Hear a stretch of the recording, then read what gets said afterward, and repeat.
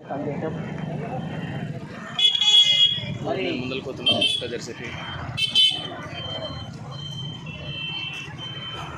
వాస్తవంగా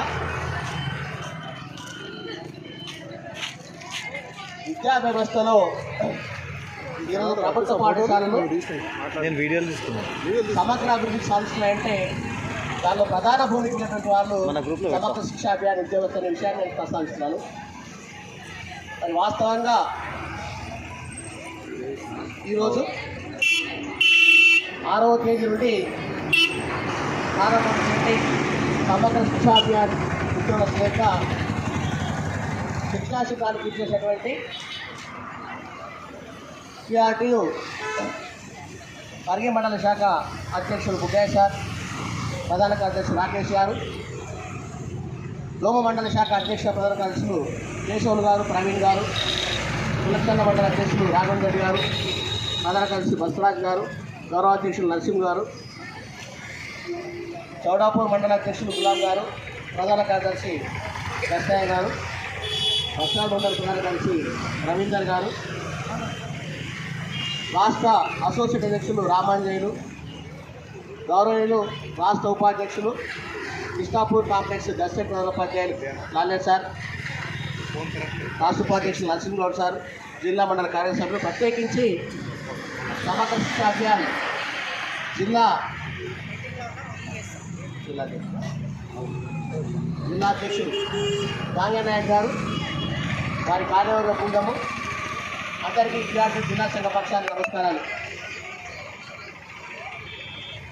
ఇప్పుడే మన వేదిక దగ్గర విచ్చేసినటువంటి ఎస్టీయుటిఎస్ బృందం గౌరవ వేణుగోపాల్ సార్ గారు, మొహమ్మద్ షఫీ సార్ గారు, పవన్ కుమార్ గారు అదేవిధంగా కరుణాకర్ సార్ గారు, వారందరినీ కూడా సాధారణంగా ఆహ్వానం పలుకుదాం. గట్టి చప్పట్లతో ఆహ్వానం పలుకుతూ ఇంటరప్ట్ చేసినందుకు మన్నించాలని కోరుతూ మరి అమర్నాథ్ సార్ గారిని కొనసాగించాల్సిందిగా కోరుతా ఉన్నాం.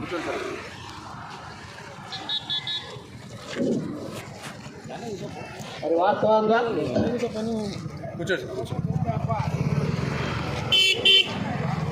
సమానమైనటువంటి పనికి సమానమైన వేతనం ఉన్నటువంటి అంశం.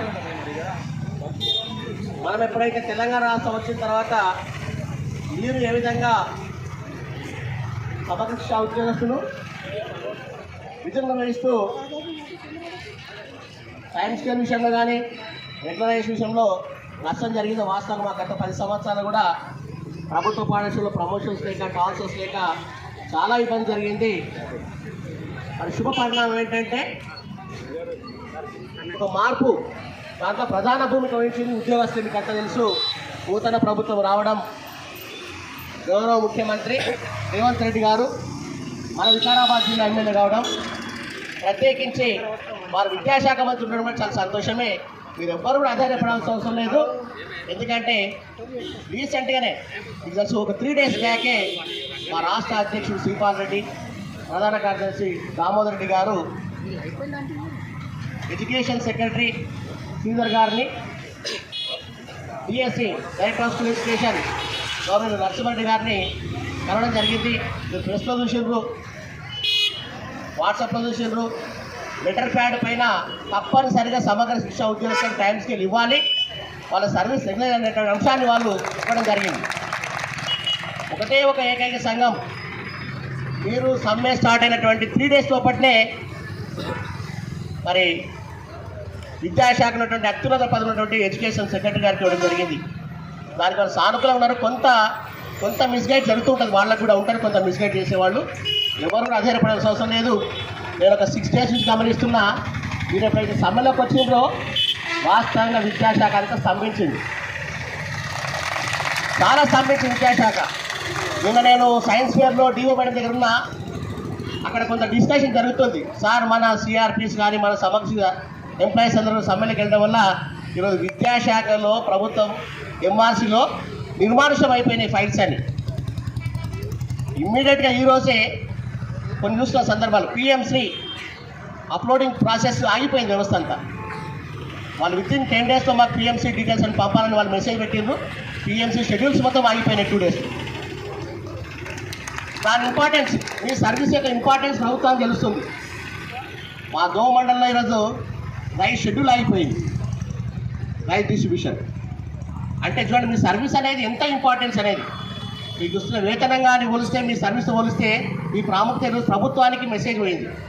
అయితే గత ముఖ్యమైనటువంటి తెలుసు తెలంగాణ ఉన్నటువంటి సందర్భంలో, కానీ ప్రస్తుత ముఖ్యమంత్రి మరి గ్రౌండ్ లెవెల్కి వచ్చింది కాబట్టి మనకి సమగ్రమైన అవగాహన ఉంది. ఇంకోటి ప్రత్యేకించి మనకు విద్యా కమిషన్ చైర్పర్సన్ దీనిపైన నివేదిక తెప్పిస్తున్నాడు.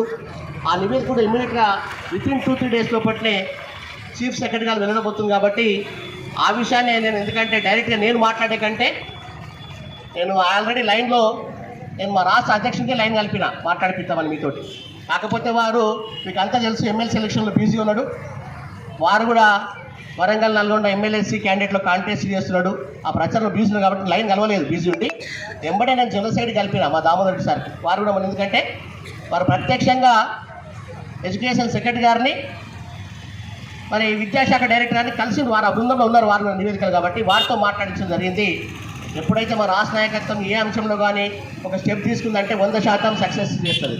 ఎందుకంటే మీకు అంతా తెలుసు 50 సంవత్సరాల చరిత్రలో ఈరోజు అతిపెద్ద ఉపాధ్యాయ సంఘము, అతిపెద్ద ఉద్యోగ సంఘం తెలంగాణ రాష్ట్రంలో 79 సభ్యత్వ సంఘం పిఆర్టీ సంఘం. ఆశామాషి కాదు. ఈరోజు పిఆర్టీ సంఘానికి సబ్జెక్ట్ చూపిస్తే ప్రభుత్వాలు దిగుతాయి, ప్రభుత్వాలు మారిపోతున్నాయి. గతంలో మీకు తెలుసు, గతంలో మా ప్రమోషన్లు కానీ మా విద్యా వ్యవస్థను పట్టించుకోవడానికి ఏం జరిగిందంటే ప్రభుత్వాన్ని మార్చింది. మీకు తెలుసు జస్ట్ 2% తోటే ప్రభుత్వ ఉద్యోగ అందరూ మీకు తెలుసు దాదాపు 20 ఎమ్మెల్యేలను ప్రభావితం చేసినాం మనం మెజార్టీలో. ఆ నివేదిక గౌరవ ముఖ్యమంత్రి గారు ఉంది. మరి